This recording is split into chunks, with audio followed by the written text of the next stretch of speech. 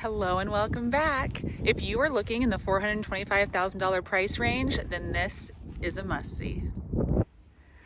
4033 South Home Run Avenue is a 4-bed, 3-bath, ranch-style home with over 2,200 square feet and is ready for its new owners.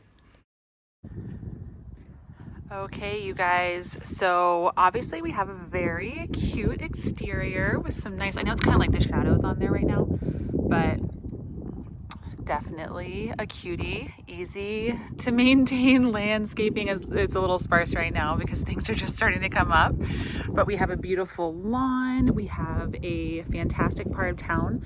We are on the east side. This is one of those neighborhoods that has what we kind of call buffer zones. So you can see it's kind of tall over there. We do have a large apartment complex, but from what I understand, they are very, very good at screening their residents.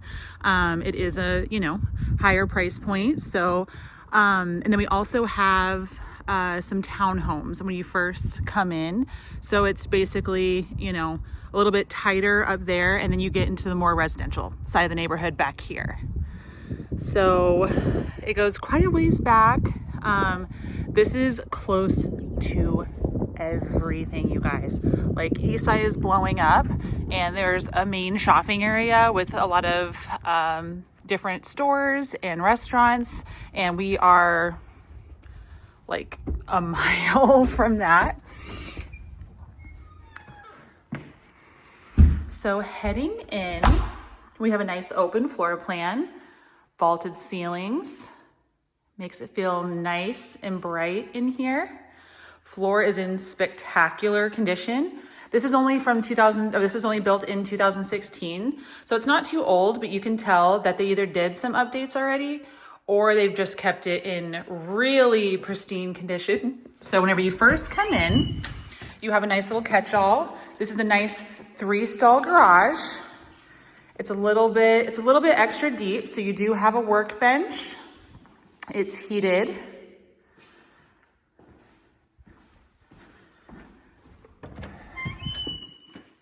And then, like I said, a nice little catch-all laundry whenever you first come in.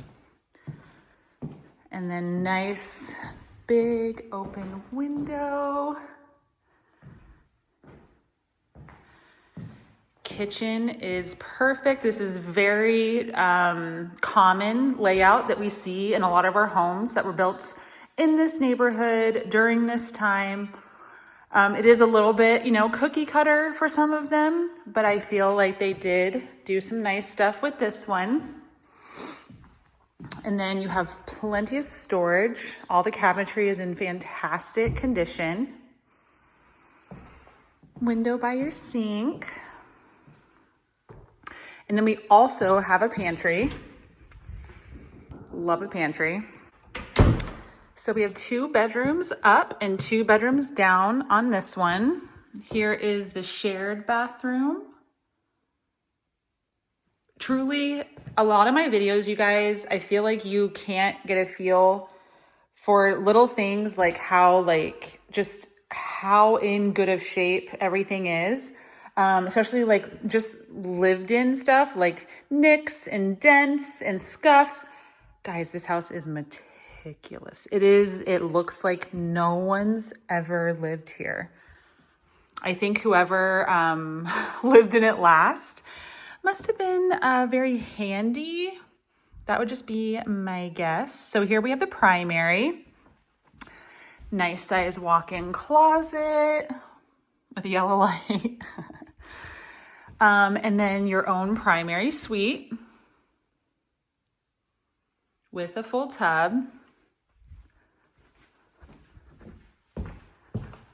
And then I kind of want to show you guys the backyard. Oh, that's probably blocking it. So we have a nice sized deck. It's slightly larger than most that we would see. Some of them can get kind of tiny. We have a great sized backyard with a full privacy fence, except for just this one little area right here.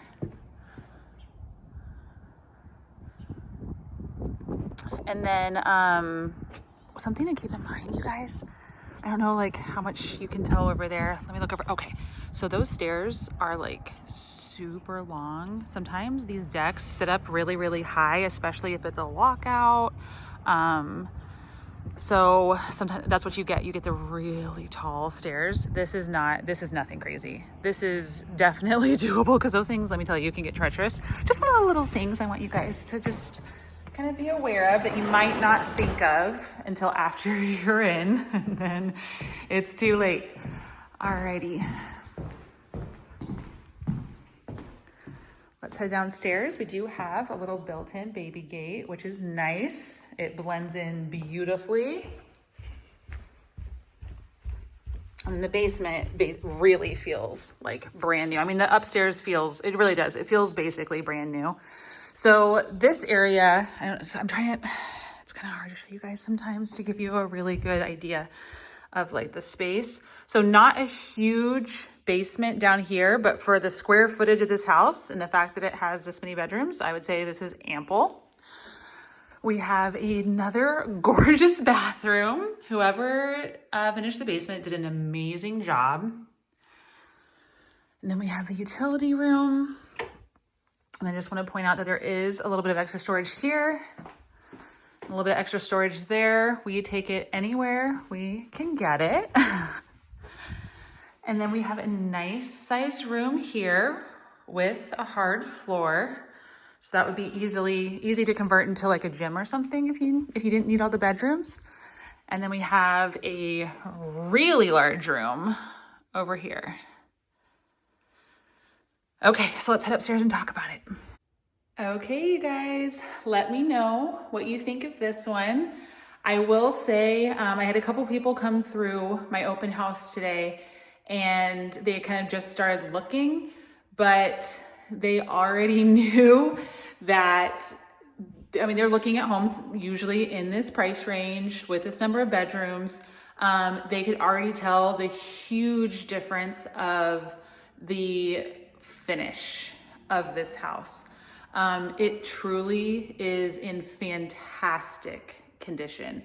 It's 2016, so it's relatively new, but still, when people live in homes, you know, I mean, especially if you have kids, pets, anything like that, I mean, there's like no sign of a human living anywhere in this house. It's truly amazing. It almost feels new. So when you put that in mind, when you're comparing, you know, apples to apples, similar homes in similar locations with similar square footage, but yet you have one that is in this good of condition, it's a huge selling point. What they also notice is that a lot of them are priced in this price point and are not in this condition. So what that kind of tells me, what I already thought whenever I first got into this house, first of all, when we see that it's vacant, yes, if I'm representing the buyer, I'm going to say, hey, maybe since they've already moved out, they have a little extra motivation. Also by the price point, I would say they are motivated. You never know until you start negotiating, but it's a good observation and something that maybe you can use to your advantage. And another thing to consider is time frames. If they've already moved out, if they are motivated, and it's now April, most people want to close starting June 1st. They want a June or July closing. That means that they're going to start looking at homes in April, but they don't really need to be under contract until May. Now, that means that you're going to potentially be going under, if you wait just like that and wait to see what else comes on the market, that doesn't always pay off, because then you're putting in your offer at the same time that everybody else wants to put in their offer, because a lot of them have that same time frame.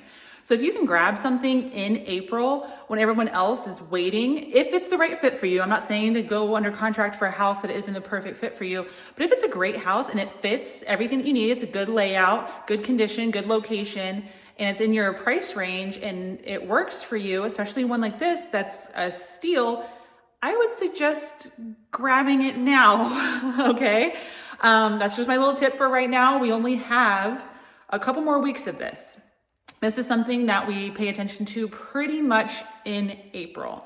Once May hits, you're gonna see, yes, more homes hitting the market and maybe something that was better for you, and that might be something worth waiting for. But otherwise, we're gonna see a lot more homes hitting the market and a lot more going under contract in May. That's more competition if you're the buyer. So hopefully that helps some of you if you are on the fence. If you want to talk to me and have me tell you more specifically and cater to your particular wants, needs, and desires, because this is all generalizations, it is way better to actually have a sit down and talk about your specifics and come up with a plan for you. It's always going to be a little bit different, but at the same time, I hope that this helped, and I will see you guys on the next one. Bye.